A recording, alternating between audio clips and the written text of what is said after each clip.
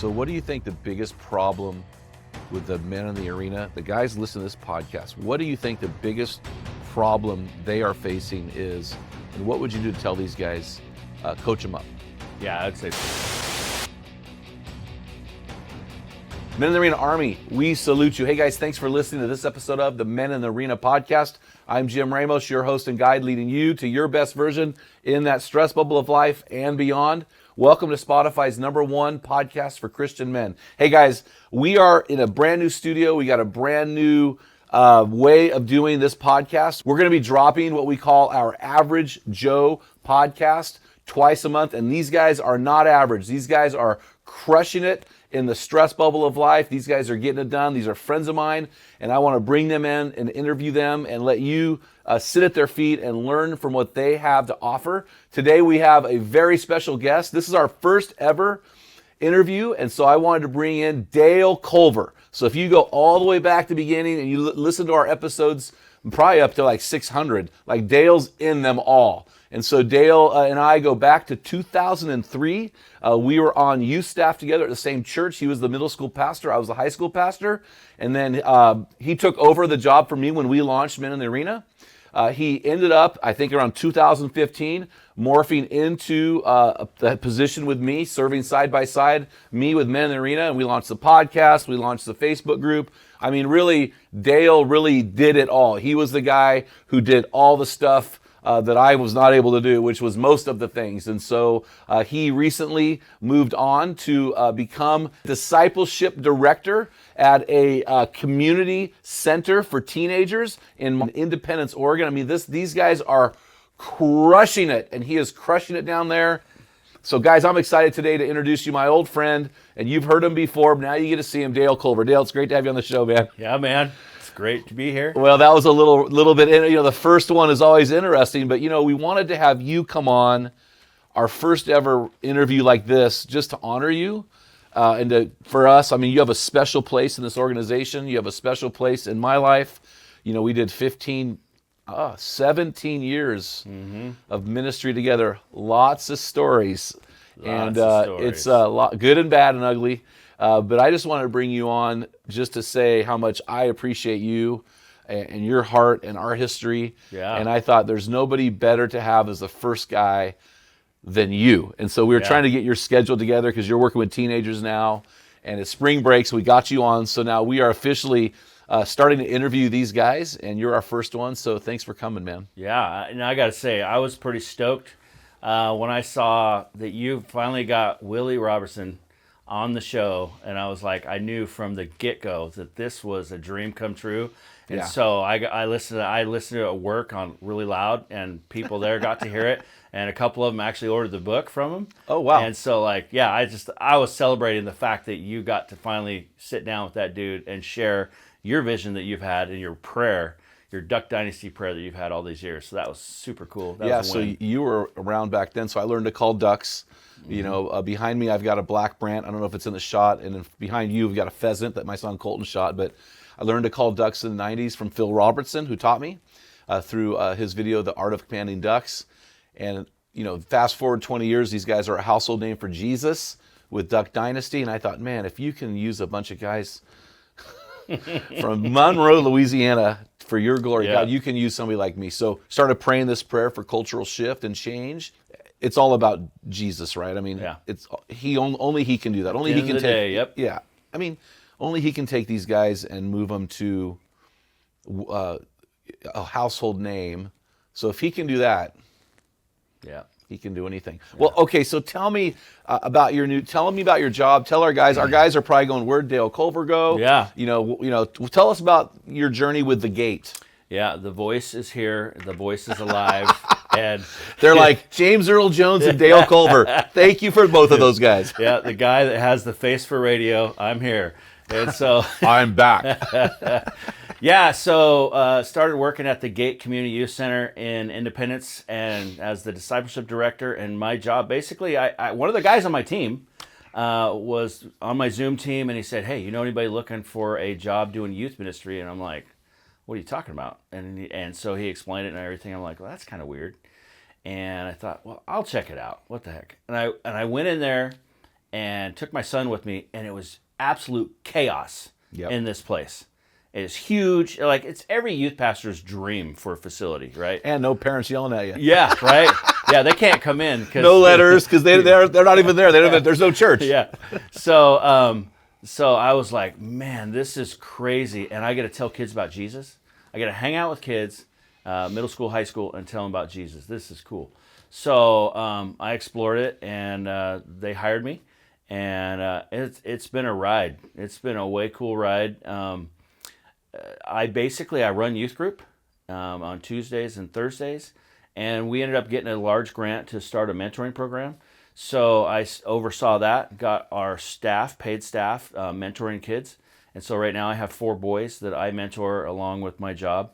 We meet 1 hour a week, and with those guys, we're walking. Right now, me and my boys are walking through the book, Every Young Man's Battle. Oh, wow. Steve Arterburn? Yep. Yeah, so we're going through that, and then I run youth group for them, and then staff meetings every day before the kids get there at 3:15. We sit down at 2:50 with the staff. We do a little leadership training with them. We pray together. We have seen our staff grow in their faith. Some come and they say, well, yeah, I was born a Christian, whatever, and then you find out really quickly that maybe they're not. And through challenging them and all that, our staff are like praying at these meetings, all of them, and loving Jesus. They're sharing. They get to share their walk with the kids as they come to the gate to come and hang out, eat a meal. We feed them and we play games with them. You know, whether it's in a gym, anything you can imagine in a gym, we do. And we have all the other video games and table games, and we have computers and quiet room for helping kids with homework, all that stuff. Music classes, we just built a shop behind the church that we're in proximity with. And so fully funded that, paid for it, built a shop with a lift and 2 complete sets of tools, and we teach kids how to work on cars. Whoa, that's rad. Oh, man, that's exciting. Yeah. Wow. Well, I mean, I'll tell you what, I'm so excited for you. It's just and the funny part is you and I are both attending the church we both worked at. We're in the room. So, and we're actually this studio is actually in the church that we both worked at, and I moved up here from California to serve at. And so it's really interesting how things come full circle, and it's just fun. And even with you, you went into youth ministry with me, and you went on full-time staff, and then you ended up leaving the youth ministry to Goldmine, and you came back to work with me, but you kind of have come full circle back to your heartbeat. Yeah. So how do you know that this is the sweet spot? Like, talk to me as a 50-year-old man and teenagers. Like, at what point did you realize this is what I was created for? Yeah, you remember doing a podcast with our buddy Wes Stafford? Yes. Yeah, and that whole thing, if you don't, whatever you're doing should cause you to cry within 10 seconds. Yeah, so that's how I know. So I talk about these kids, and I can't keep but tearing up, talking about their walk and where they are. And this Saturday, I'm actually going to be sharing some stories of what God's doing in the lives of kids. I don't know how I'm going to get through it, but like God is wrecking kids' lives and turning their hearts to Him because of the ministry at the gate. Well, it's really interesting. It seems to me, I've heard this from multiple people, that there is a movement of young men, of all people, young men into the church at a higher rate than women. Are you seeing this as well, or is it still? Remember, it was always lopsided. Yeah. When we were serving together, I was a youth pastor for 25 years. It was always lopsided, women to boys to girls to boys. Are you seeing that switch? I would tell you that 80% of the students coming to youth group are males. And so I have a smaller amount of girls, and the majority are guys coming, and they want to talk. They go to small groups, and I got boys that are like breaking down and crying because of conviction and knowing that they need to turn their life around, and their leaders are coming to me afterwards and telling me stuff, and I'm like, wow. We do a Thursday a Bible study lunch. We put a big old sandwich board out. I text kids and let them know, hey, this is what we're having. It's free. We feed them like an amazing meal. They walk across the street from the high school, and we get 15 minutes to share something with them. And so normally we walk through, like, say, the book of Luke or or whatever. So we'll go section by section, and there's 3 or 4 of us that will split it up and share the passage. And we're averaging 50 kids each time. That's rad. And the majority are guys. So when we were serving together, I always did a very highly kinesthetic youth group. It was crazy, right? We had crazy stuff happen. We used to have a saying that if the church isn't making rules against you, you're not doing youth ministry right. So we had a very male-friendly ministry. Right. But we still, I would say, had a majority of females. So you're still the same male. So really, the 3 variables would be the time. It's 10 years later, the building, and the culture. Yeah. What about the culture has shifted? Because you're the same guy, you're the same crazy dude that you were. But what about the culture has shifted that's drawing these boys? Well, the guys I think are looking for adventure, so I'm doing the same stuff. And my leaders, I have young leaders helping me. They go to Western Oregon University, a lot of them, and I'm doing things that we did back in the day. And these guys are like, "Whoa, what are you doing? My gosh! Hey, you've got insurance. Who cares?" And I'm like, "What are you talking? Are you 90? Stop it! You're 20. Put that marshmallow in your mouth and say, "Chubby Bunny." Yes. I'm just seriously. It's like everything I do. They're like, "Oh, that's disgusting. I can't believe you're doing that." I'm like, "What has happened to people these days?" Like, they've gotten soft. Yeah. Well, we've been talking about this for and years. the boys are like, "Oh, this is nuts," right? Finally, somebody's allowed. Is it the adventure, the risk that these boys are? Because nobody's willing to let them take risks anymore. And they're laughing and like, "Oh man, and then they're like, let me in." I know one game you aren't doing. I know one game you're not doing. The helmet bowling, the skateboard bowling, human bowling, healing volleyball. I have. Have you done it? Yeah, I don't have bowling pins. Just make sure they keep their heads up and not ram into the wall, because that didn't go out over so well for us. That's right. I have Nobody died. Bottles. Nobody died. But I do not recommend that game in youth ministry. It was a contusion. It was a concussion, not a contusion. Yeah, the doctor. It was a contusion. It was a brain contusion. Anyway, it's whatever. Oh man, we have stories, you guys. We have stories. So these boys are coming at a higher rate than the girls, and you're seeing it in real time. Mm-hmm. Is there anything connected? I have no notes. I'm just listening to what you're saying. Is there anything connected to more fathering going on, or are you seeing it as the opposite? Yeah. There's less fathering and greater need. They're just hurting and broken in the wake of toxic males. And then mom might not remarry, but a new guy comes into the life, and there's just this uncertainty and not healthy relationship. She's in a toxic cycle, right? Because she's broken. Yeah, and she's wounded. Broken. The kids are broken. They're wounded, and so they come and we love them. And so, and I have one gal in particular that it was after I'd been there for a month. She came and she was hanging out with me, and I heard the backstory that her dad had died. They moved to another town, and she was just spiraling. It was bad. Mom was worried about her, so they moved back so she could be at the gate.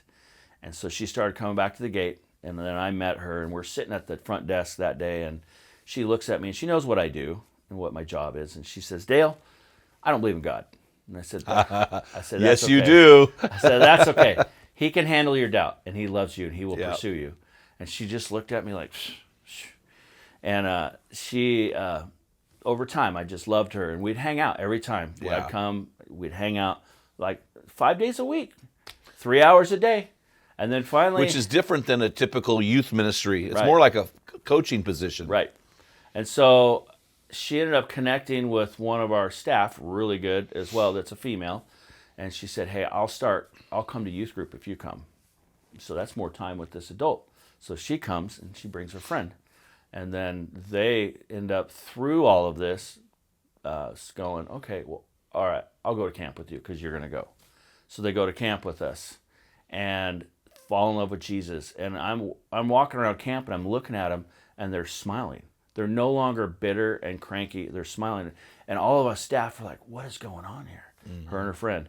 They're smiling everywhere. Mm. One of the last days we were there, it was morning chapel. We're out around a fire.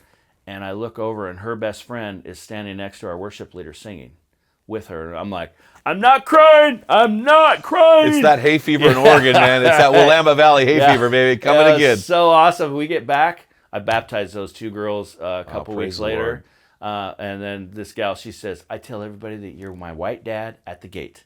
And so she's a Hispanic girl. Yeah. And just love her dearly. She went to camp again, and we got back just the other day.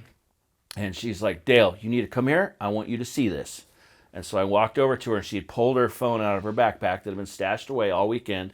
And she didn't even pull it out for the ride home. She left it there. She pulled it out for the first time, powered it up, and she grabbed Spotify, not Spotify, but all the social media apps, TikTok and Snapchat, Facebook, Instagram, all the stuff. And she deleted it all. She goes, this stuff gets in my way with my relationship with Jesus. Wow, praise the Lord. And I'm like, adults won't even do that. Nope. So a lot of people would say this generation, there's not a lot of hope. But I've been saying it. In fact, you've heard me say it, that I believe that God is going to pour his spirit in a revival with this generation. Mm-hmm.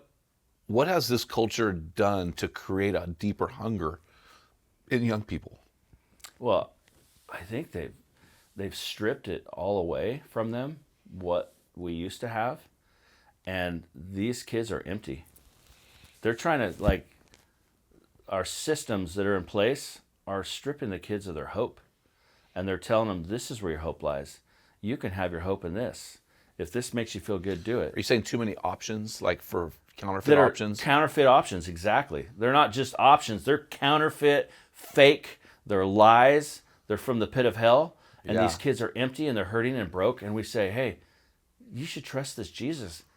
It'll turn all around. So would you say, Dale, this is really good. I haven't been in youth ministry for 15 years. Yeah. And so it's really fun to hear you, so the pendulum has swung culturally to this crazy degree that says you can be a genetic male, but you can not only identify as a female, you can use female restrooms, you can play female sports. Yeah.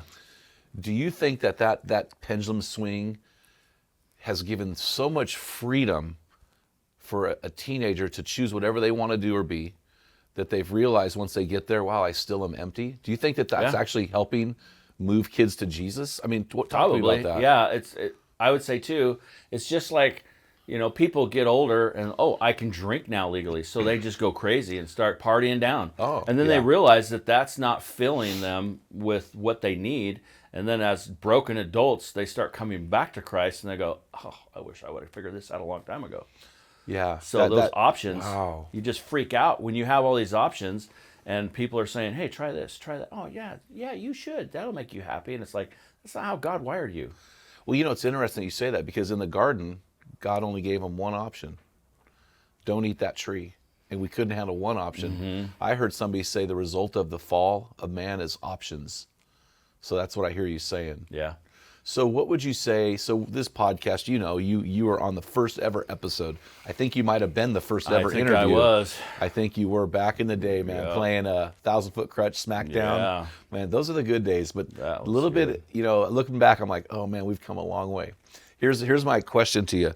When you look back and you think about the audience that we're trying to talk to, which is guys with kids in the home, and that's why you are such a connector, because you're a natural connector and you are a father figure, father age, all that. You've got almost a 12-year-old son now. What's going on with these dads? Like, are they not even there? Are you finding that they're physically just completely absent physically? Yeah. Are you finding that they're physically present, but they're emotionally absent? I mean, what's going on with these guys in the stress bubble as you see it at the gate? Well, for one, we have one family that the dad, as long as I've been there, he hasn't had a job, and I don't know when he's ever had a job.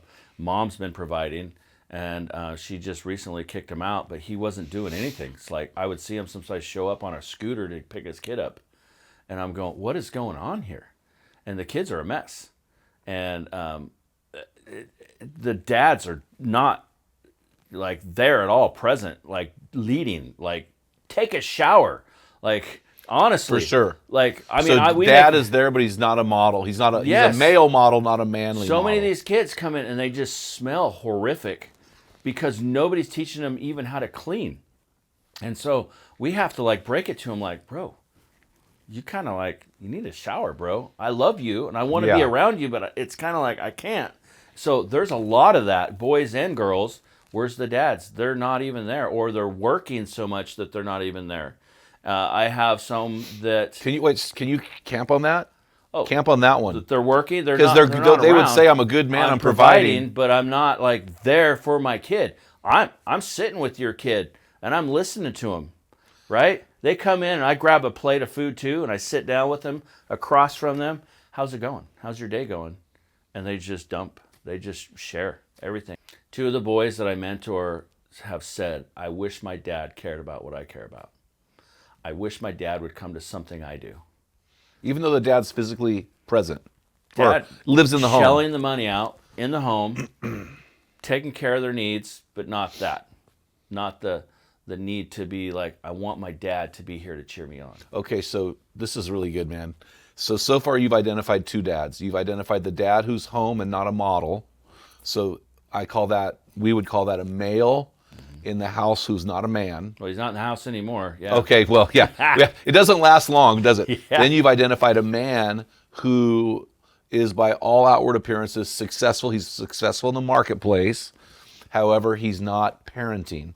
So you've identified two men that are physically present. What else are you seeing? Yeah, I mean, you could say he's parenting because he's, telling them what to do and like laying the law down, but he's not nurturing. They're like going to celebrate things with their kids. So in Proverbs 22:6, we've quoted a million times, train up a child according to their bent or in the way they should go. When they're older, they're not depart from it. So what you're saying is this guy's saying, hey, I taught them the right things and they didn't pick it up, instead of training and nurturing their heart. Yeah, just like, hey, what are you doing, son? I care about that. Oh, I'm glad you're doing that. Good job. That sort of stuff. But then I do have two boys that their dads are their heroes. Like, it's awesome to watch. Oh, that's a third dad type now. Yeah. Now you got the dad who's a hero. Well, I just look at, you had your son come in earlier. I won't say his name out in public, but your son came in. He's adopted from a very, very broken situation. Right. And it's just fun to watch a kid who's from a very broken situation to the degree that you had to adopt him from a family member, and to watch you and your wife, Heather, your bride, bring this kid along and just see where he's come. It's crazy what a great dad can do. Right. So you've got a great dad, you've got a dad a guy who's male in the household, and you've got a dad who's working hard but not providing what the kids need. You've identified three there. Right. And how this great dad, what's the percentage that you're seeing? Oh, it's super low. I'm surprised that these kids still come to the gate, because most of them are pretty broken kids. Yeah.